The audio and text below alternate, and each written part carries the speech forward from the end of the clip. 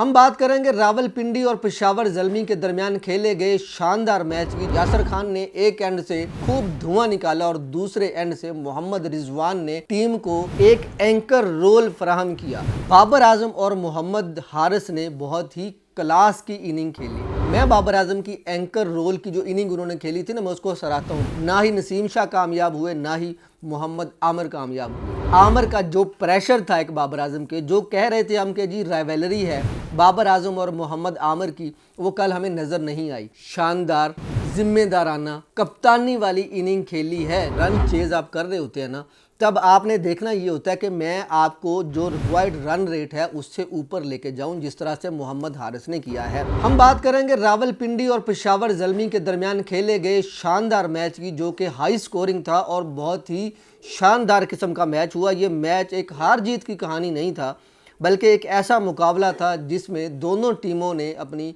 ताकत भी दिखाई और कमज़ोरी भी दिखाई। सबसे पहले बात करते हैं रावलपिंडी की बैटिंग की, जिन्होंने पहले खेलते हुए 20 ओवर में 214 स्कोर बनाए और 214 तक स्कोर पहुंचाने में सबसे बड़ा किरदार था यासर का।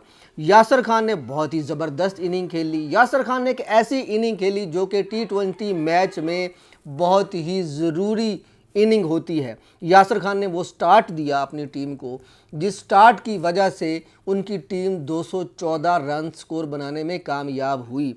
ये T20 फॉर्मेट ऐसा फॉर्मेट होता है जिसमें अगर आप 40-50 स्कोर के दरमियान रुक जाएं अगर पावर प्ले में, तो आपकी टीम जो है वो 170-80 से ज़्यादा स्कोर नहीं कर पाती। और अगर आपका पावर प्ले ज़बरदस्त हो, अच्छा हो, बेहतरीन हो, तो आपकी टीम जो है वो 200 प्लस स्कोर करती है।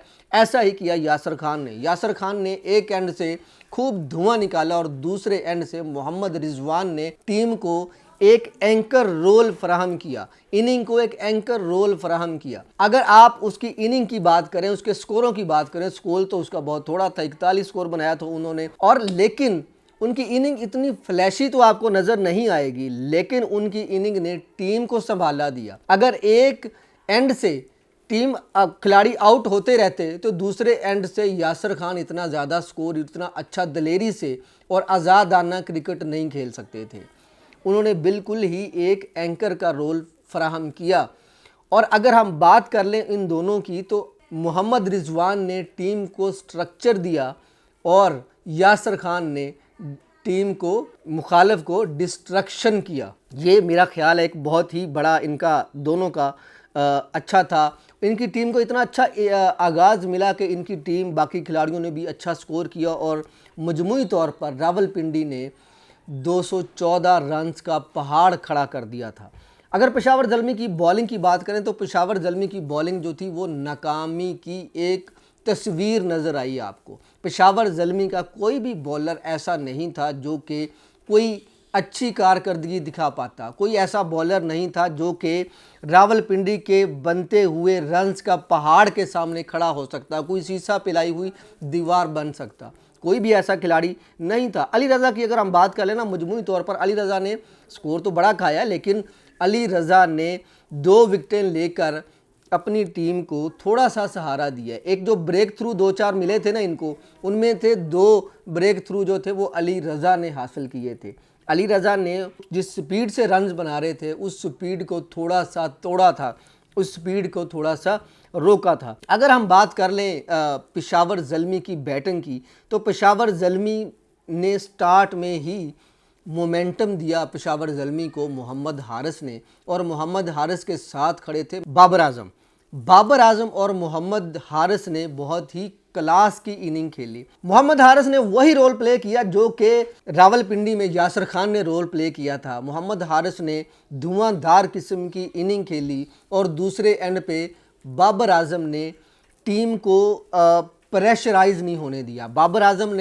मैं बाबर आजम की एंकर रोल की जो इनिंग उन्होंने खेली थी ना, मैं उसको सराहता हूँ। बल्कि वो चाहे वो आपको फ्लैशी लगे, चाहे वो ना लगे, चाहे आप उसको हाइलाइट्स करें, चाहे आप उसको हाइलाइट ना करें, लेकिन बाबर आजम ने ऐसी इनिंग खेली जो कि टीम को वाकई ही में, टीम को उसकी ज़रूरत थी, टीम को वाकई वो चाहिए थी। वो उस वक्त उस जगह पे टीम को उसी रोल की तलब थी, उसी रोल की टीम में गुंजाइश थी जो कि बाबर आजम ने खेली।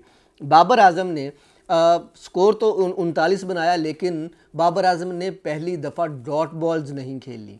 बाबर आजम ने डॉट बॉल्स कम से कम खेली और अपने खिलाड़ी मोहम्मद हारिस को उन्होंने ज़्यादा से ज़्यादा चांस दिया ताकि मोहम्मद हारिस जो थे वो धज्जियाँ उड़ा दें। मोहम्मद हारिस ने दूसरे एंड से इनकी धज्जियाँ उड़ाते रहे, इनका बॉलिंग को तबाह करते रहे। ना ही नसीम शाह कामयाब हुए, ना ही मोहम्मद आमिर कामयाब हुए।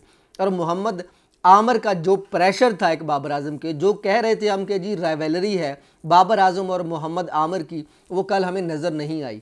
बाबर आजम ने एक भी शॉट में अपना कॉन्फिडेंस लूज़ नहीं किया और मोहम्मद आमिर को उन्होंने ये साबित भी नहीं होने दिया, ये भिनक भी नहीं पड़ने दी कि भाई हम डरते हैं आपसे या हमें कोई मसला है आपको खेलने में।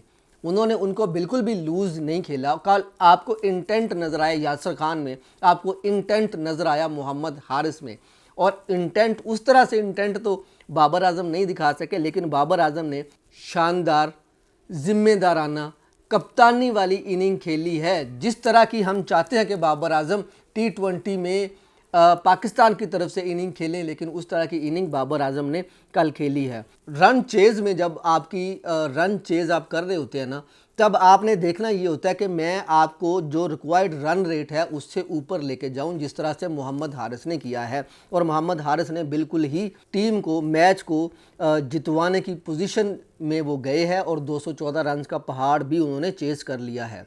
बाबर आजम ने काम हेडेडली इतना ज़रूरी खेला कि बाबर आजम आपको 28 गेंदों पे 39 स्कोर जो उन्होंने बनाया वो बहुत ही असल जो बाबर आजम का रूप था चेज़ के दौरान, वो केओटिक नहीं होने दिया उन्होंने टीम को। उन्होंने अपनी टीम को केओस में नहीं जाने दिया। अगर बाबर आजम एक एंड से आउट हो जाते तो दूसरे एंड से मोहम्मद हारिस उस तरह से अच्छा खेल नहीं परफॉर्म कर सकते थे।